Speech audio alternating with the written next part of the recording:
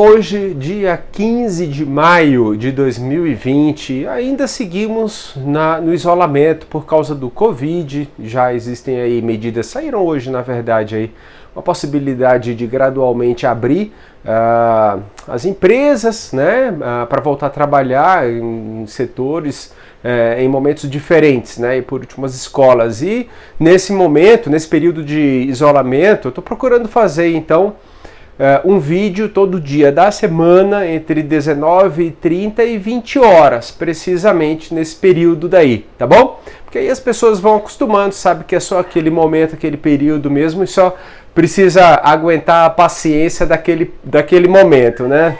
E não mais do que aquilo. Eu acho que facilita muito.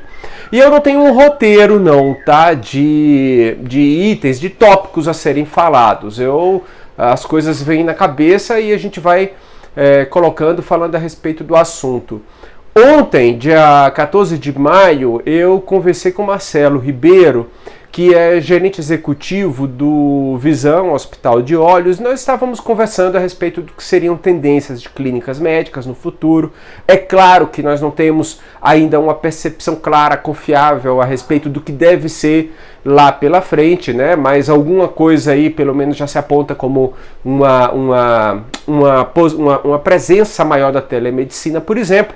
Mas ainda fica tudo muito nublado, né? A respeito de como é que deve ser. Agora, isso deu a ideia para que a gente pudesse discutir hoje a respeito do que seriam tendências para as empresas de modo geral, ou pelo menos colocar no ar, né, essas ideias, porque eu também não vou me colocar como sendo dono da verdade e muito menos aqui como profeta a respeito do que deve ser lá pela frente a respeito do ambiente, né, no mercado e também para dentro das empresas. Agora, eu creio que daqui para frente, veja, as coisas deverão tomar um determinado rumo bastante diferente do que era para as empresas no passado. O que eu quero dizer?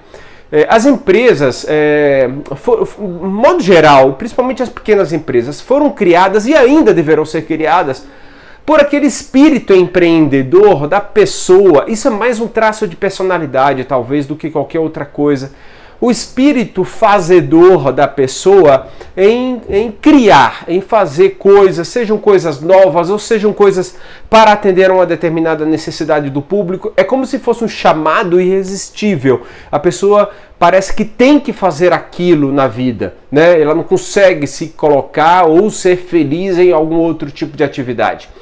E normalmente por isso muitas empresas nascem pela formação ou conhecimento da pessoa em relação a um determinado item, né, ação, produto em particular. Seja uma pessoa que conheça muito a respeito, por exemplo, de eletrônicos ou então de rede de internet. Ele acaba abrindo uma loja, um serviço, né, para poder instalar isso nas empresas ou em residências.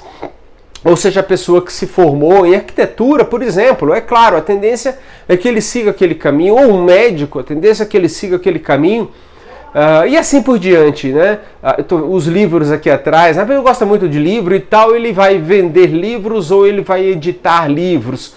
Então é muito pelo conhecimento da pessoa, ou pela formação também, né? E aquela vontade, aquele gás que nasce dentro dela, que a impulsiona para poder fazer as coisas. E à medida em que a empresa vai crescendo, ou seja, o produto é bem aceito, ele vai vendendo aqueles itens a um público cada vez maior, vai tendo a necessidade de contratar mais uma pessoa e a fazer os controles internos da empresa. Ele vai percebendo que com o tempo ele precisa ter conhecimentos novos, não é apenas voltado à prestação daquele serviço ou à produção daquele bem. Ele precisa agora de conhecimentos mais em gestão. Puxa, é muito comum ouvir de empresas, clientes da Valorum, como por exemplo, clínica médica, dizer, puxa, lá no curso de medicina, apesar de ser tão extenso, não tem sequer uma matéria, uma disciplina a respeito de gestão para o momento em que a gente precise gerenciar a nossa própria clínica, o nosso próprio consultório, que seja, né? Ou então o advogado também, não tem um curso de gestão para mostrar o que são empresas, organizações ou como gerir financeiramente um escritório de advocacia. Puxa, e aí vai, no curso de odontologia, no curso de engenharia até, né? E assim por diante. E aí o empreendedor vai crescendo, porque o produto é bom e ele vai melhorando aquela quantidade de produto, ampliando a clientela dele, e aí passa a sentir falta de conhecimentos mais específicos de gestão. E a tendência é óbvio, até porque ele não tem recursos ainda suficiente para que ele passe a resolver essas coisas. É aquela velha máxima, né? O microempreendedor bate o escanteio, corre para poder fazer o gol, né? A mesma pessoa faz tudo. Agora, é perigoso também uma coisa, na medida em que ele passa a ter condição para poder contratar serviços que sejam especializados, realmente faz todo sentido que ele o faça.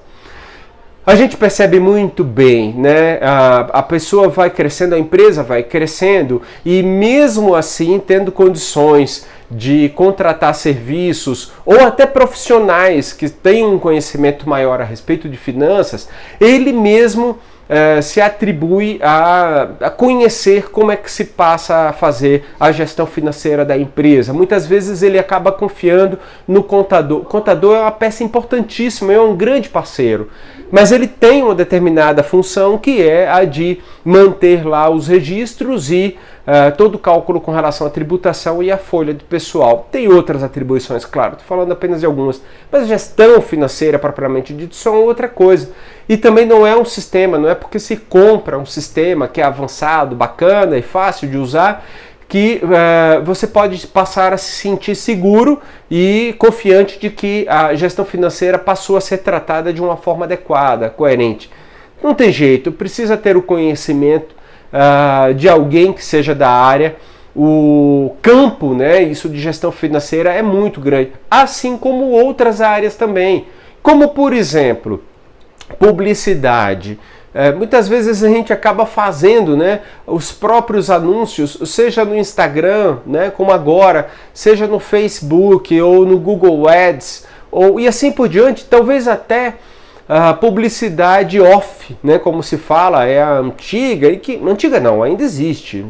Desculpe aí se alguém se sentiu ofendido por ter dito antigo. Mas é aquela que não é parte dos meios digitais, né? E aí a pessoa acaba fazendo por conta própria. É claro que o resultado tende a ser inferior ao que é o resultado de alguém que tenha um conhecimento mais avançado a respeito da área. Veja que até em assuntos jurídicos isso acaba acontecendo. Então a gente vê muitos empresários criando, né, contratos ou não submetendo aquele. Não tem problema você criar o contrato, mas precisa submeter isso a um profissional para perceber se eventualmente está ferindo alguma legislação ou se você pode vir a ter algum tipo de dificuldade no futuro com a pessoa com quem você assinar esse contrato. Seja de fornecedor, seja para prestação de serviço ou para vender algum item, seja com o colaborador, inclusive, porque não necessariamente vai estar estipulado apenas na carteira de trabalho, né, ou as funções. Às vezes precisa, de fato, de alguns cuidados e colocar por escrito quais são os acordos ou o que se pretende com relação ao empregado. E aí você precisa ter realmente aí uma ajuda com relação ao profissional especializado na área. Tem muitos exemplos que a gente percebe em que o empresário acaba fazendo naquilo que ele percebe que é o que seria o correto ou o que seria o ideal, porque parece óbvio ser aquilo, e no final das contas acaba tendo um problema muito maior, um custo até muito maior do que se tivesse contratado um profissional adequado, um profissional daquela área para poder ajudar nesse sentido. Então precisa tomar muito cuidado, porque lá na frente, por causa do isolamento, do Covid, veja, talvez a gente não consiga estabelecer claramente como é que deverá ser o mercado ou a economia depois, do ponto de vista de precisão de números. Quanto é que vai ficar o PIB? Né? O PIB no Brasil hoje está como menos 4,5% ao ano. Mas não se sabe, tem o Boletim Focus do Banco Central, que sai toda segunda-feira, e tem a projeção do PIB, assim como a projeção da inflação. Apesar de toda uma pesquisa feita por uma quantidade muito grande de profissionais da área, que pesquisam muito e acompanham o desenvolvimento da economia, é muito difícil precisar um número, né, exato de como isso deve ser. Assim como também as relações de trabalho ou como as empresas de modo geral lá no futuro vão compreender e desenvolver dentro da sua área. A gente está ouvindo muito falar a respeito, olha, depois do pessoal acostumar com o teletrabalho, né, com o home office, seguramente lá na frente todas as empresas que puderam adotar home office para todos os funcionários vai adotar, porque reduz bastante o custo. Eu vi uma reportagem, eu li uma reportagem, eu não me lembro exatamente quanto foi, mas o CEO da empresa estava falando em torno de 7 milhões de reais de economia em aluguéis de imóveis anuais. Isso porque a empresa já está agora acostumada, né, com seus funcionários a trabalhar à distância, né? E aí a tendência é que cada um dentro de casa acabe adaptando de uma forma ou de outra para poder fazer isso. É muito prematuro, na minha opinião, pensar que as coisas deverão acontecer dessa forma. É preciso considerar também que existe uma necessidade do ser humano de relacionamento e do contato pessoal.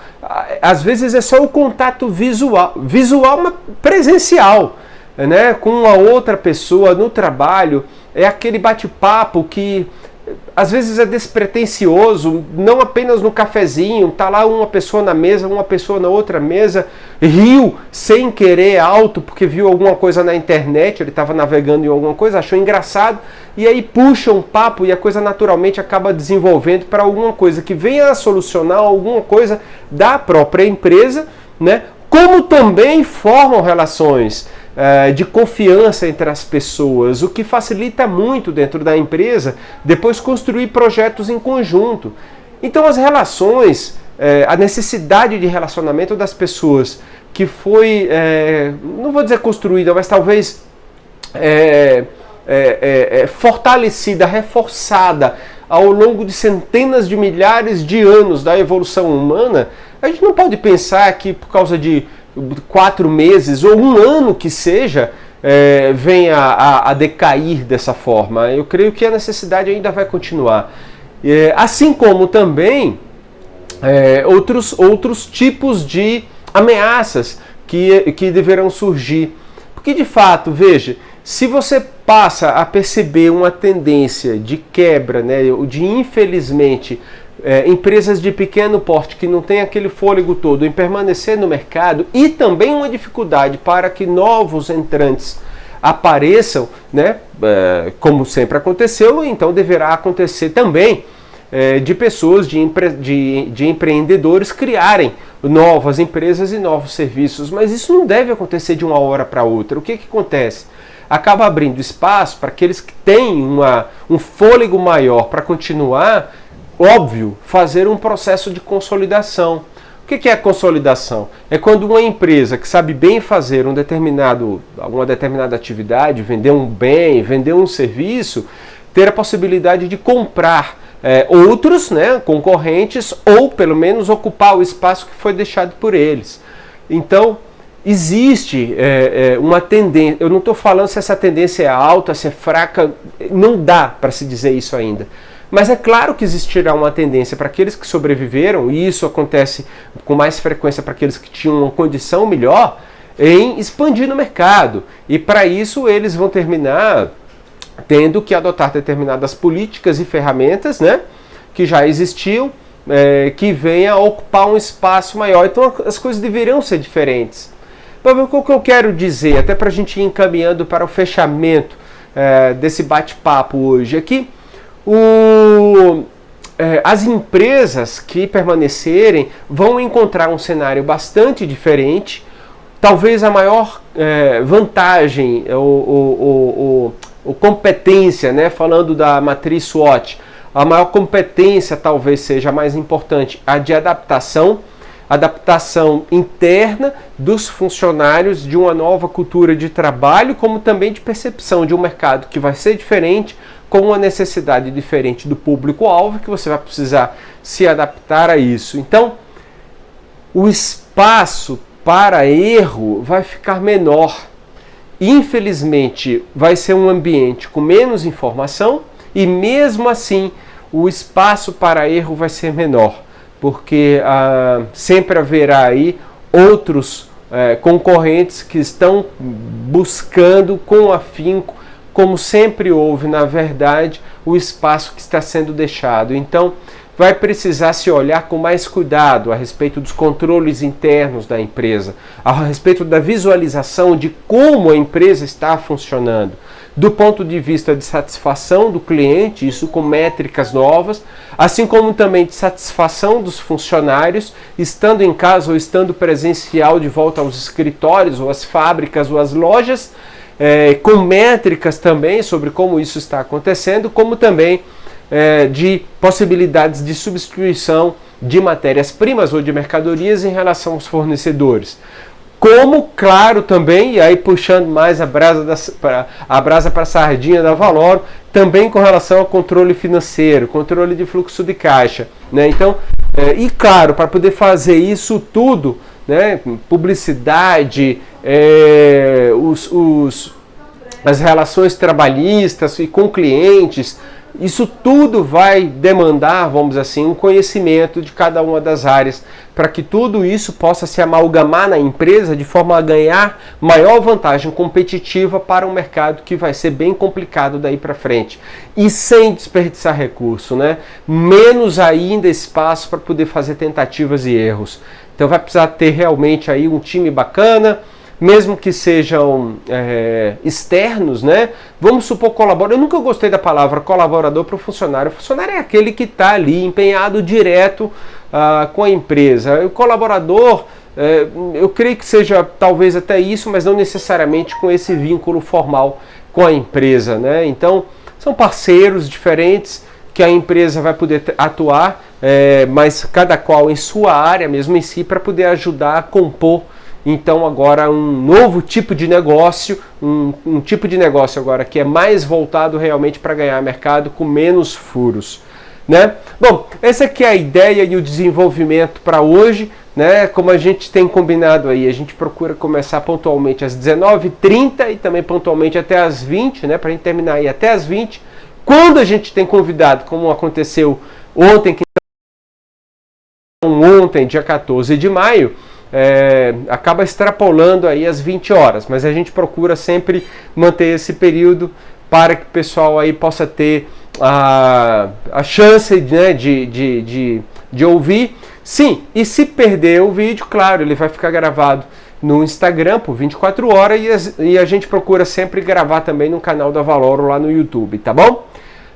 Envie o comentário, crítica inclusive, opinião, pergunta, vamos debater. Quanto mais ideias novas tiverem aqui, melhor, tá bom? Muito boa noite, bom fim de semana, se Deus quiser, segunda-feira a gente está aí de volta. Até mais!